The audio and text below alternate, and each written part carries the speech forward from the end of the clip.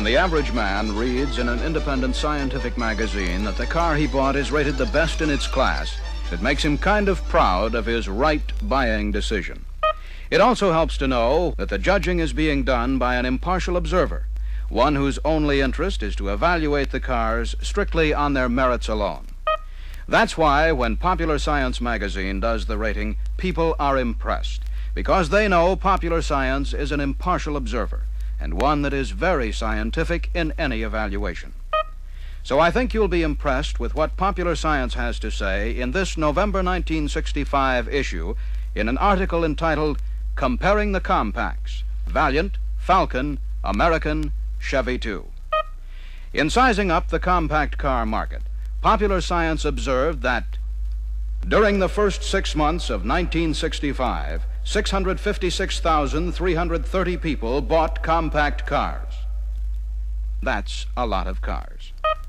In checking over 4 1966 compacts, Popular Science evaluated them for chassis design, ride comfort, steering response, stability on turns, special suspensions, powertrains, and comfort and convenience.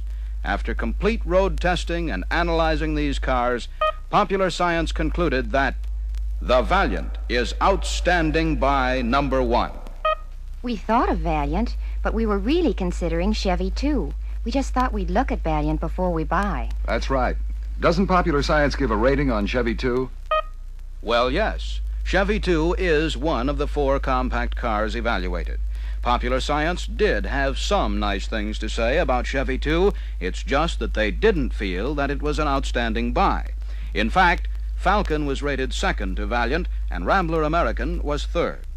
But what did they say about Chevy 2? Well, in summing up their evaluation of Chevy 2, Popular Science says, this car represents an average of the compacts and will probably be an acceptable compromise to thousands of non-enthusiast drivers. Why would they say that? Helen and I both enjoy driving. Well, here's how the magazine put it. Chevy 2 is roomier than Rambler, but I was not very comfortable at the wheel. It's sad that they didn't copy Impala's seat-to-wheel-to-pedal relationship. For people who like to drive, this is a real drawback. Regarding Valiant's driving arrangement, Popular Science says, Valiant has a pleasant driving position with plenty of legroom. And in the copy on page 92, it also says, for all-around use, the driver would be happier in the Valiant. Concerning stability on turns, Popular Science has this to say.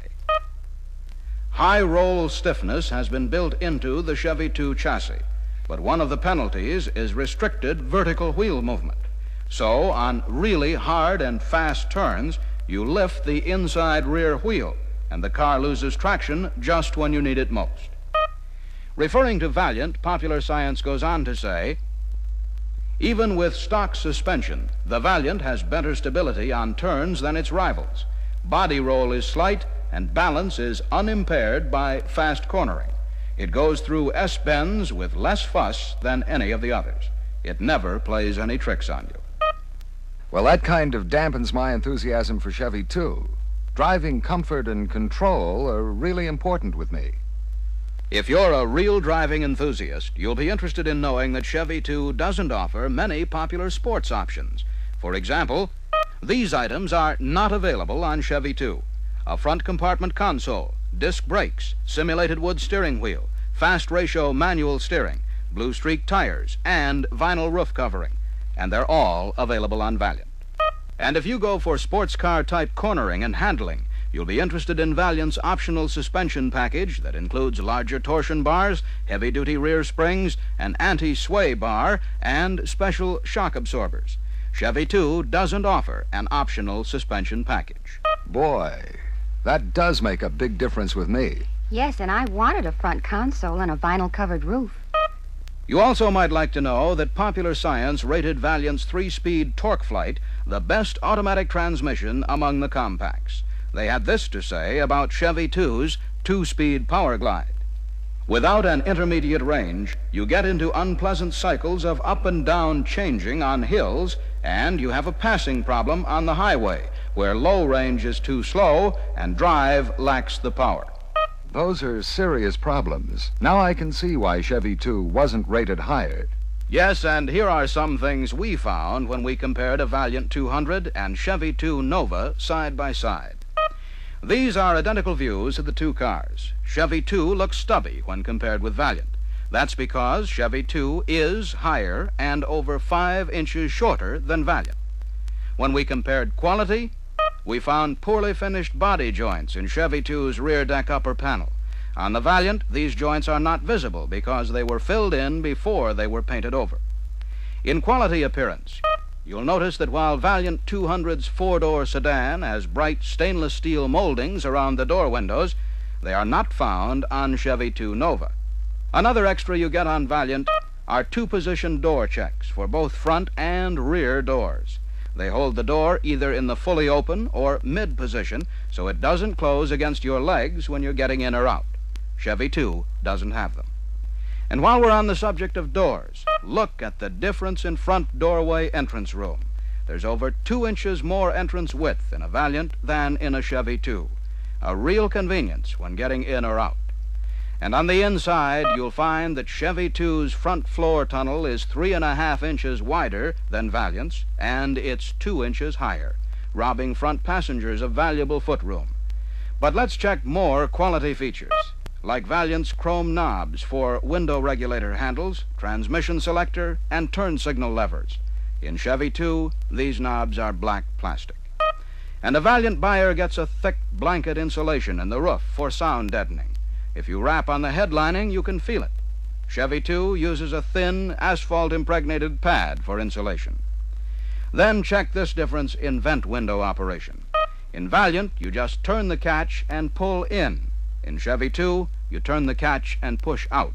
And many times, you also catch your fingernail on the window frame, and that can be painful. Now, these may seem like little things, but when you add them up, they make a big difference. Valiant also gives you variable speed windshield wipers with an anti-wind lift design. They can be adjusted to a wide variety of wiping speeds, and they stay against the windshield for safer visibility. Chevy 2 has ordinary 2-speed wipers without the anti-wind lift design. Now check these brake pedals on cars with automatic transmissions. Valiant's pedal is over 1.25 inches wider than Chevy 2's, making it easier to brake with either foot, a common way of braking these days. The driver will also appreciate Valiant's alternator and engine temperature gauges that give accurate indications of what's going on in these two important engine functions. Again, first-class equipment. In Chevy 2, all you get are warning lights. Now let's look at some hidden value. Under the hood, you'll see Valiant's tough one-piece battery cover. It keeps acid from seeping out and causing corrosion and current losses. Chevy 2's battery is covered with a soft, tar-like substance. And Valiant uses an advanced design tan-colored distributor cap. Chevy 2 uses an ordinary black distributor cap like Valiant used several years ago. Valiant's new distributor cap has greater resistance to ignition current leaks. That's why it provides quicker starts and more reliable operation, especially in wet weather when moisture tends to short out ignition systems. In 6-cylinder engines, you'll also find this difference in design between the two cars. Valiant's intake manifold has 6 separate pipes, one for each cylinder. This gives equal distribution of the fuel-air mixture to all cylinders, so the engine operates more efficiently. Then check Chevy 2's manifold with only 3 pipes for 6 cylinders. In trunks, you'll find Valiant's spare tire completely concealed beneath the trunk floor. That's why Valiant's trunk has more usable luggage room than Chevy 2's. And when you compare manufacturers' suggested retail prices of 4-door sedans, you'll find that Valiant 200, with all its extra value features, is priced $19 less than Chevy 2 Nova in 6-cylinder models and only $3 more in V8s. But don't try to compare convertibles, because Chevy 2 doesn't make one. No Chevy 2 convertible? And not many sports options. It's hard to believe.